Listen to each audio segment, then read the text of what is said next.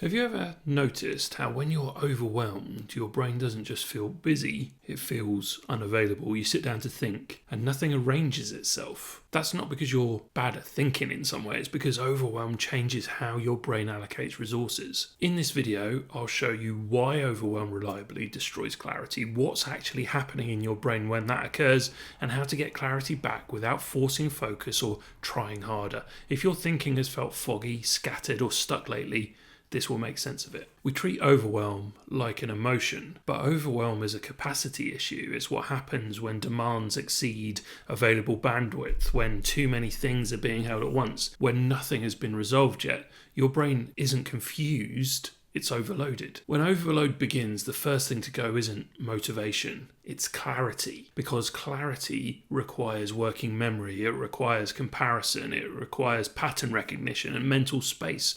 Overwhelm quietly removes all four. Under overwhelm, working memory shrinks, attention fragments, decision-making becomes effortful, threat detection increases. Your brain shifts from let's figure this out to let's just get through this. That's not a flaw, that's load management. Here's something people rarely name. When you're overwhelmed, thinking starts to feel aversive, not because you're avoiding, but because thinking requires holding things your system can't safely hold anymore. So your brain nudges you away with distraction, with busyness, with shallow tasks. That's protection, not procrastination. Advice like get your priorities straight, think it through, just plan it out, assumes capacity that overwhelm has already removed. You can't think your way out of overload using the same system that's already saturated. Clarity doesn't come from effort under overload, it comes from relief. Here's the key reframe for you. Clarity is not a thinking skill. It's a capacity state. When capacity is exceeded,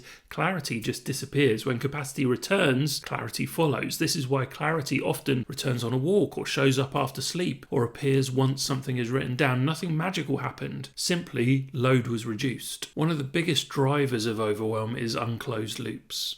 Decisions not made, tasks not defined, responsibilities not contained. Each open loop consumes background processing power.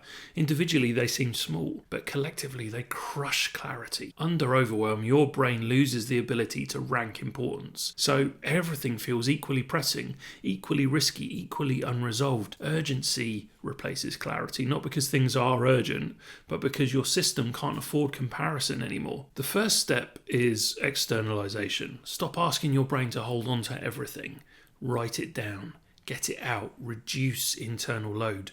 Clarity doesn't come from better thinking. It comes from less carrying. Next, reduce scope. So instead of asking, what do I need to do? Ask, what's the smallest, safest next step? Clarity doesn't require a full plan.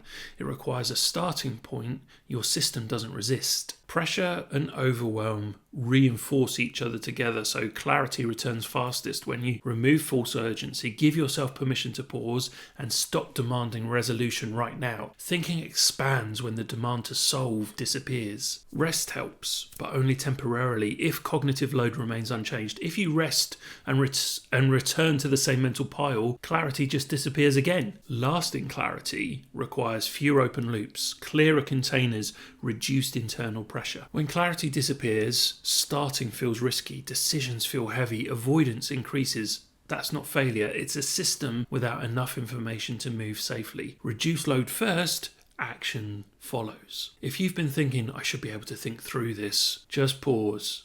Nothing is wrong with you. Your brain is responding appropriately to overload. Clarity isn't something you've lost, it's something your system hasn't had the capacity to access. If you're overwhelmed and foggy right now, don't demand clarity. Create the conditions for it. Reduce, externalize, lower pressure.